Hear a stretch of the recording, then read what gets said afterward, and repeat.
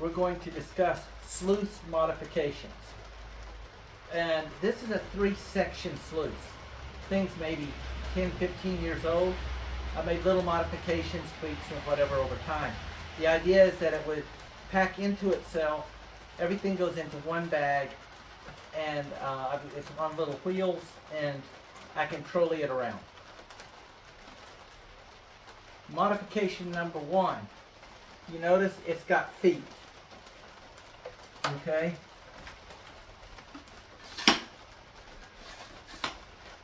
The feet do 2 things. 1,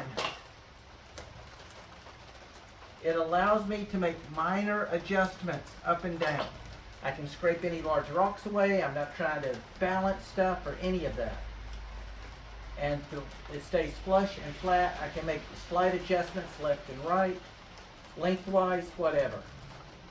If I'm working in deeper water, I can raise it up. Sometimes I'm working in water that's calf high. I don't want this all the way down on the bottom. I need it up so I can work it and I can adjust that proportional force, that water flow. The next thing is this mat has 9 different pieces in it. And it's set into 3 sections. Okay? Each section is numbered and set up specifically for this as a string mat. Since I cannot control the water flow normally, then I want to be able to have a variance of different mats in there depending on what's going on. Everything from a fine, a stair step, all the way down to try to catch as much gold as I can. These are cut to form fit to the sluice. So they set in tight. I don't have to worry about the taping or anything. And as you see, if I want to clean a section, say I only need to clean the middle section, I can pull the back out a little bit. I can pull out my center section, wash it, put it back in, and keep going.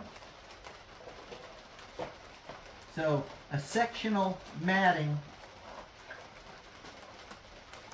which allows versatility. Easy cleaning, that kind of thing. The next thing, I don't know if you can see it from there, is it breaks here and it breaks here. And what I've done is I have a small latch.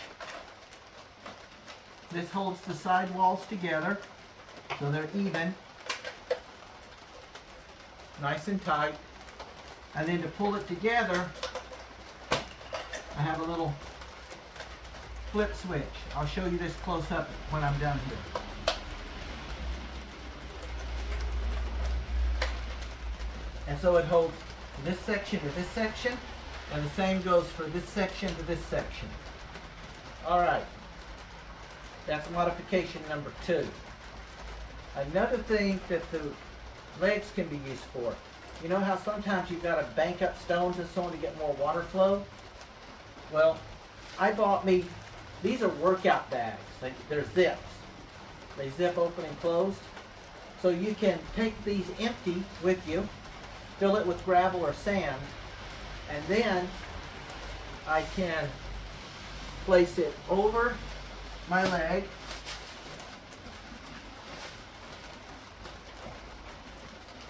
And first of all, this is now being held from being washed away by the weight of the sandbags. And secondly, now I can build this up and give myself more water if I need to do so, without having to stack stones or anything. Alright? Modification 3. Modification 4. I found sometimes if I'm in real heavy water, no matter what I do, the water wants to get underneath my matting down on this end and lift it up. So I made a little, took a piece, this is just a piece of flat angle that I cut. I welded the two corners to bring this up. This was an angle. I bent this just slightly so it cuts and hooks underneath the frame.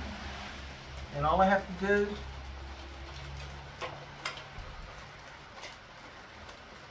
is, oh, helps if I don't put weight on it, slide that on.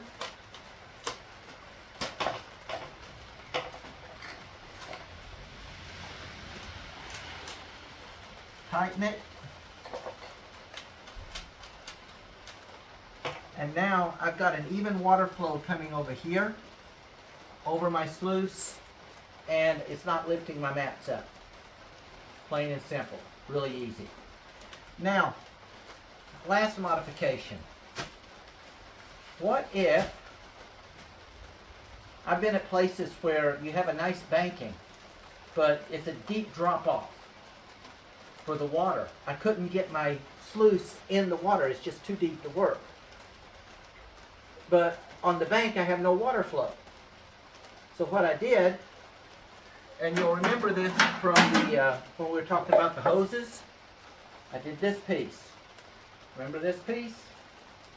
Little control nozzle, a little hookup. Okay, what's going to happen is I made a small flow box. In here would go a piece of miner's moss. If you don't put anything in here, it's all turbulent. Put a piece of miner's moss down in the bottom and it'll bring it out nice and fairly even. You can control it. This fits here. And then I have a second piece here.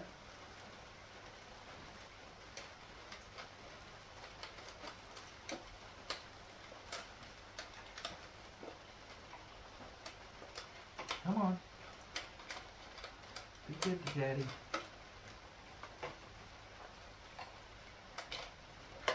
I gotta put that in first. Everything is really set to form fit. And if you don't do it just right, it's not going together.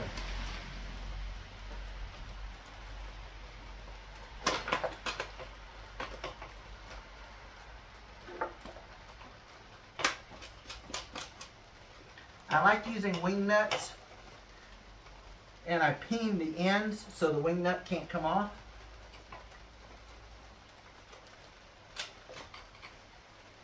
And this way it just makes it so much easier to tighten and loosen. I'm not like cranking down on it anyway. Then this will fit into here. Come on. Ah.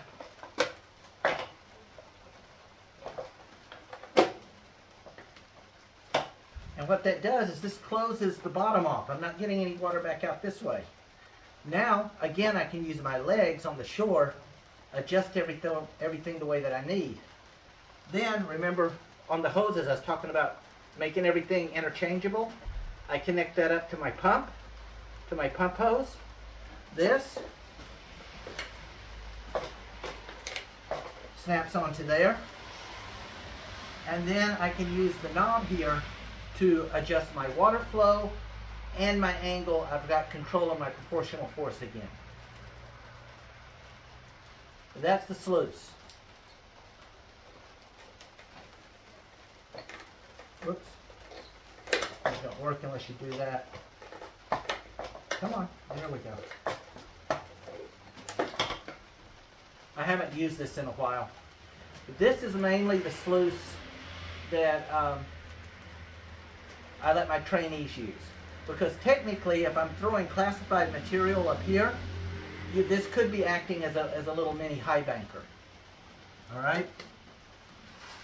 So, last modification.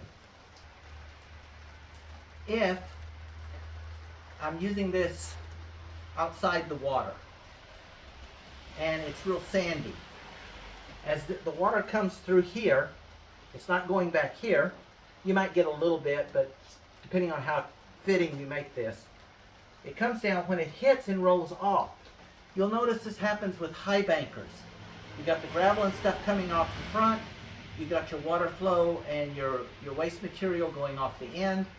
And if it's a fine sand or whatever, it churns it, and your stuff starts sinking. So what you do is, when using this way,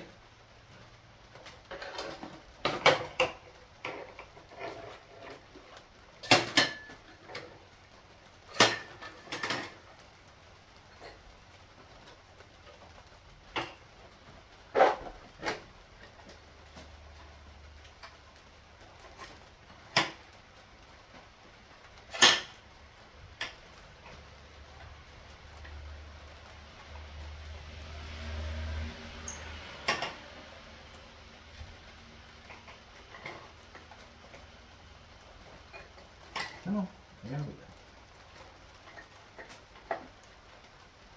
What I like to do with this is, this is just a little thing for like your front door. You buy it, normally I trim out the center part, and this will sit right there. Now all my sand and gravel that's coming out, all my sand and gravel that's coming out and filling into here, anything coming out is getting washed. I can scoop the stuff off, and it keeps this fluid in here.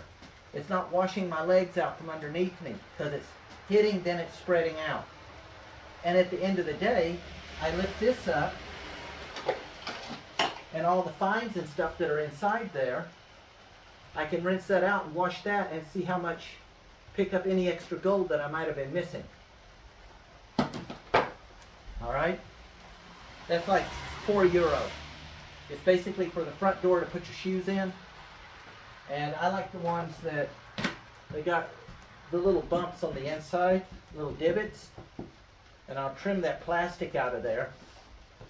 And the little divots and so on keep everything going. I use this on a lot of my stuff. So that is the sluice. And let's move on to the multi-sluice and start seeing what I did with all of that. So on a final, this can be used in the stream. It can be used outside the stream with the box. It can be set up either as a stream sluice or as like a little mini highbanker. But you have to classify the stuff yourself. Okay? It's for the trainees. You know, they got to earn their dues. Now on a final bit, let me do this, and I'll give you a close-up of this.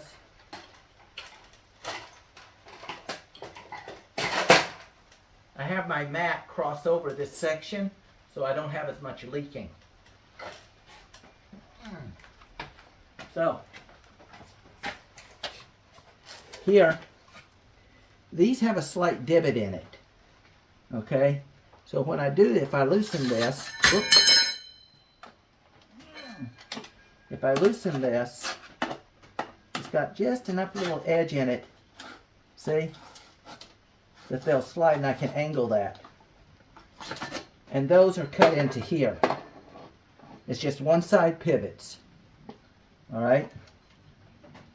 The other part is the box, which we will go into how I do that.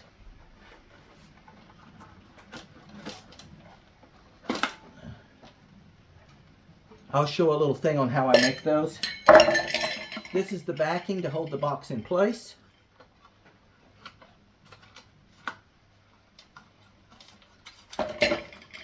And it simply sits behind the inside one.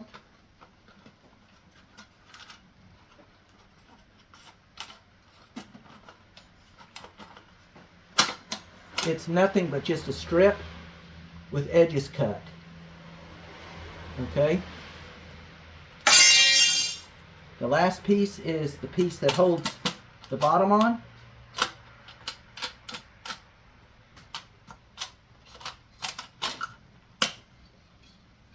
That was a angle piece cut. The top pieces are welded on. You won't be able to bend it accurately for the right angle if you don't. And that just fits right up in there. Just like that. I've got my matting trimmed here so it fits right down on it. And that's it. Last is the connectors.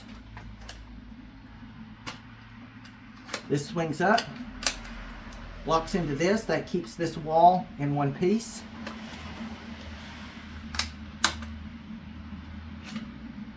That's a little fishing line, the little wire for fishing. So that's always there, I don't lose it. That pops open. Okay, and you do that. Do this side. And then once again, oops, come on. This is supposed to be down on the ground. Once again, I overlap the mat so that it covers that groove. I don't match them at the connection points, and that reduces spillage. So that's it. I'll add a little section on how I did the box, some basics, and then we'll move on to the multi-sluice.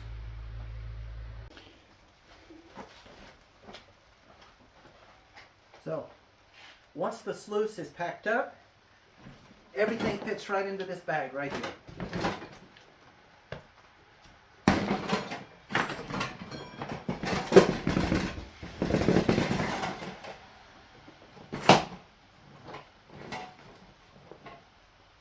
I can actually, if I want,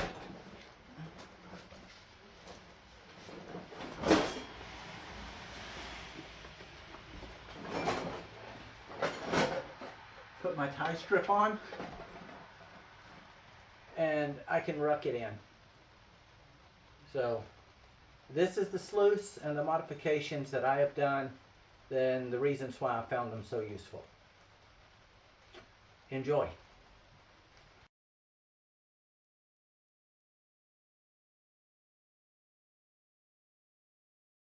So right now I'm working on a flow box. Now the flow box is going to go on the end of my sluice, so if the water is really low, I can gauge different size flow boxes, and I have an adjustable nozzle on it for water flow, and I can gauge how much water flow I need using my little electric pump. And the way that I'm making this is I know I want this section here to be, I want to have a 2 centimeter gap minimum. So this is 3, this is 5. I gauge my sluice to determine how big of an area I need. So I know on this particular one, it's going to fit right there. Then on this would go my feeder box, and as it pumped, it would run the water to this and the feeder box, and everything comes down. So even if I have a very minimum water flow, where possibly due to the angle that I need for the gold, I just cannot get it because the water is so low in that stream, I can dig a hole that is self-filling through to the stream, and I can, even if I need to, run one pump out of the hole onto this, and another one from the bottom of my drop. I could put a little bucket to catch my tailings and run the water right back in and have a self-circulating water system. Different ways that you can do it. My concern was, though, some of the streams that I work can really dry up in the summer. They produce good gold, but in the summer they just dry up after the rainy season. And so you've got very little or low water running through there. If I had no water running through there, I could just make me a self-circulating system and use the same principle. But I'd have to carry the water to the location as part of the problem. So anyway, this is the box that I'm working on. I decided what my measurements would be, and I marked them off. Now, I don't have big presses and everything, so I took a piece of sturdy, heavy aluminum, and I would brace it along the line. I would use my little hand vices, and once I have one on each end, I could literally just bend this along that line, and it would bend it into shape, because this is not very thick aluminum. If I was using a much thicker aluminum, I might have to use a different method.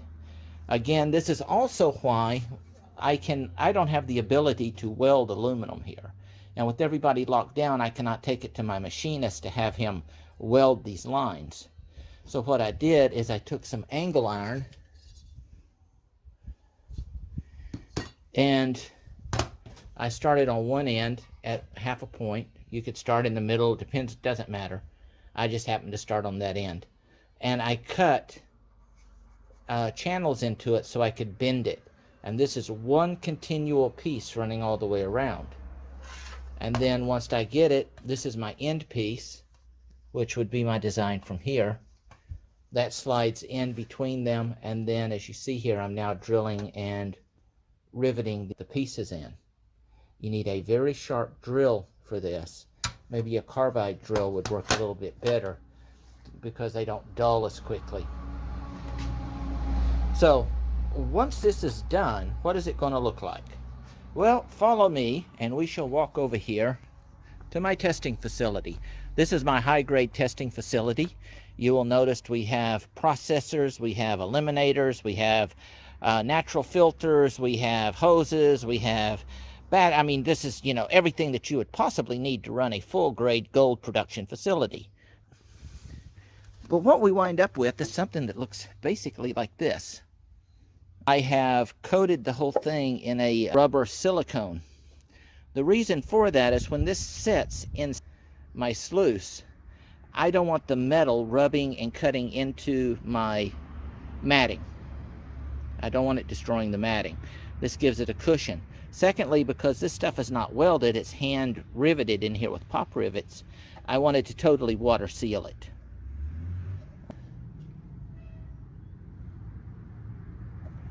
So that's just a straight hole. I put this into place, my mat's in, this is here.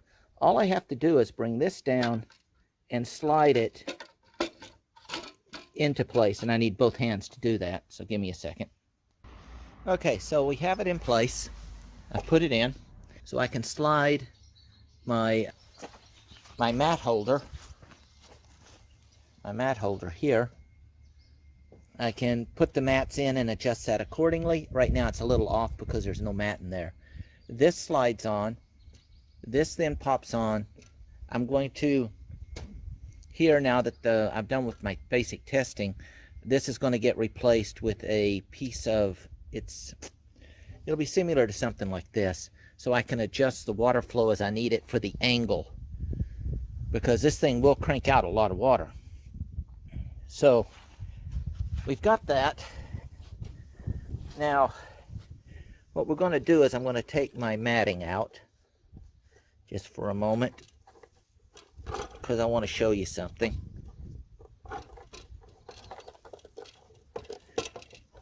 This is a piece of leftover miner's moss, and I do have it in there for a reason.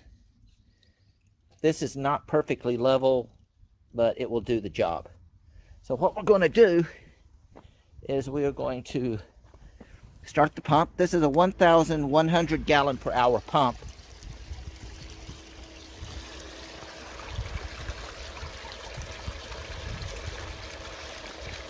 Now, this here looks all fine and good. My dilemma is, as I'm looking at this, you'll see here, I'm getting a back swirl. It's going back, and I'm getting a feed off. I'm not getting an even flow. There's nothing here. So we need to fix that. And what's happening is, due to the hydrodynamics, the water is forcing this, and because it's a slick surface or a slick plate underneath there, the water wants to follow the least resistance, which is, this is the most resistance, so it wants to follow to the sides, and then it's wanting to come out and over.